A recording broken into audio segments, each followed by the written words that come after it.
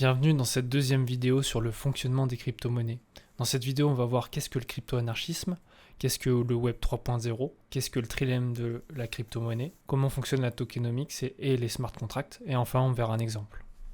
Si on veut un petit peu mieux comprendre comment on en est arrivé à la crypto-monnaie, il faut partir aux origines. La base des origines, c'est le mouvement cypherpunk. C'est un peu un mot valise. Cypher, c'est pour chiffrement et punk, c'est pour cyberpunk. C'était un groupe de personnes intéressées à la cryptographie pour la vie privée. Et ça a décliné un peu plus tard en le crypto-anarchisme qui véhiculait plus de valeurs. Dans ces valeurs, il y avait la liberté d'échange, une garantie de l'anonymat des personnes grâce à la cryptographie, et aussi une garantie de la vie privée qui est au centre des intérêts des crypto-anarchistes, avec une grosse notion dans la protection des données et la cryptographie. Il y a des gens très connus par rapport à ça. Entre autres, il y a Edward Snowden, qui est un lanceur d'alerte très connu pour avoir dénoncé la surveillance de masse des États-Unis et des Britanniques. D'ailleurs, il a participé à la création d'une crypto-monnaie. Et Julian Assange aussi, qui est une autre figure très connue, d'une organisation non gouvernementale, Wikileaks, qui a révélé des documents. Donc le crypto-anarchisme, ça véhicule certaines valeurs qui sont la base de la crypto-monnaie.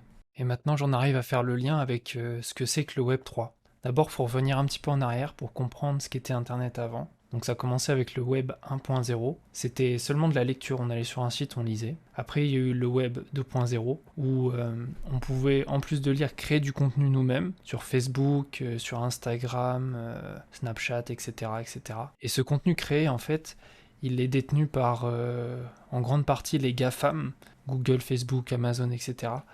Et ces sociétés, elles se servent de ce contenu pour revendre nos données.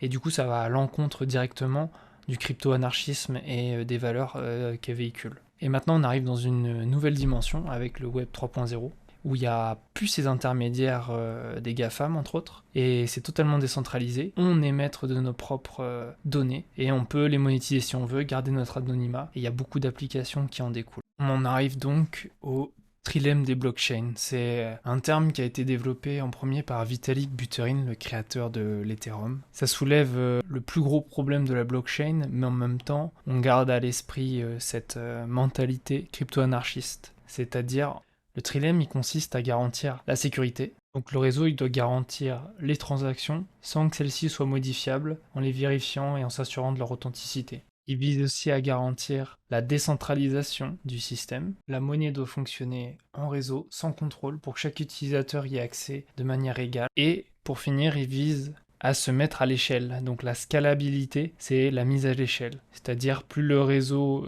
a de transactions à la seconde, plus il va être scalable. Sur ce schéma-là, on voit entre autres que l'Ethereum et le Bitcoin, ils garantissent surtout deux choses, la décentralisation et la sécurité, ce qui est dans l'idée de base du crypto-anarchisme. À côté de ça, il y en a d'autres qui ont choisi de rester plutôt centralisés parce que ça permet, mine de rien, d'avoir une meilleure scalabilité. Et quand on a une meilleure mise à l'échelle, ça garantit la rapidité du réseau et d'éviter qu'il soit engorgé quand il y a trop de transactions. Et pour la petite anecdote, sur le réseau Ethereum, il supporte environ 20 transactions à la seconde. Du coup, quand il y a trop de monde en même temps qui font une transaction, ils ont trouvé un système, c'est ils adaptent les frais de transaction, ils augmentent les frais, comme ça ceux qui payent plus de frais ont la transaction qui passe en premier et ça évite d'engorger le réseau. Et pour la petite blague, des fois ça devient tellement cher que les gars ils vont payer un truc qui coûte peut-être 10 balles et à côté de ça ils vont payer 50 balles de frais de transaction sur le réseau. Mais il y a des solutions à ça quand même. Et enfin, on a la tokenomics, c'est la règle d'or de l'économie des actifs numériques. Donc tokenomics, ça comporte deux mots, token et économie. C'est la façon dont va être gérée la création des jetons pour le bon fonctionnement d'un projet. C'est vraiment primordial à comprendre et à regarder. Donc il y a trois composantes de l'économie des jetons. Il y a la supply totale, c'est la quantité maximum de jetons qui peuvent être émis par une blockchain.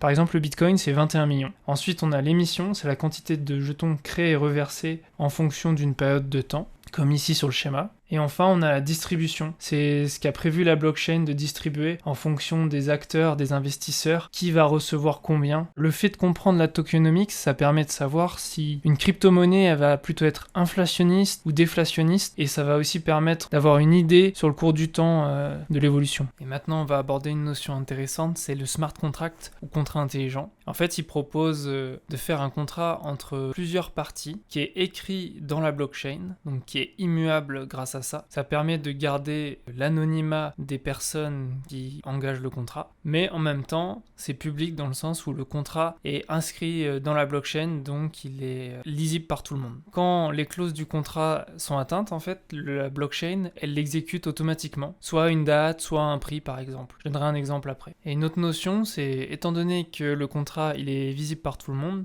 ça permet à tout le monde d'avoir un ordre d'idée de ce qui peut se produire sur le marché. Bon, là, je prends un exemple un peu tragique, c'est sur la blockchain Luna, l'ancienne, avec le protocole Encore. Donc ce protocole, il permettait d'emprunter un stablecoin à l'époque pour du dollar. Et donc le smart contract, il te permettait de déposer des tokens Ether, Luna, Solana, Atom ou Avax contre ce stablecoin. Par contre, si la valeur de on appelle ça un collatéral, Solana, Luna, Ether, etc., baissait trop d'un coup, tu pouvais te faire liquider, donc ça vendait ta position pour garantir à la personne qui te prête que tu pourras toujours lui rembourser ce que tu lui as emprunté.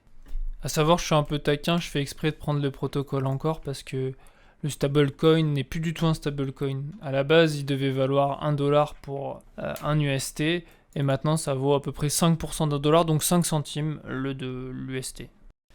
Merci d'avoir regardé la vidéo. Surtout, prends soin de toi et des tiens, et à la prochaine.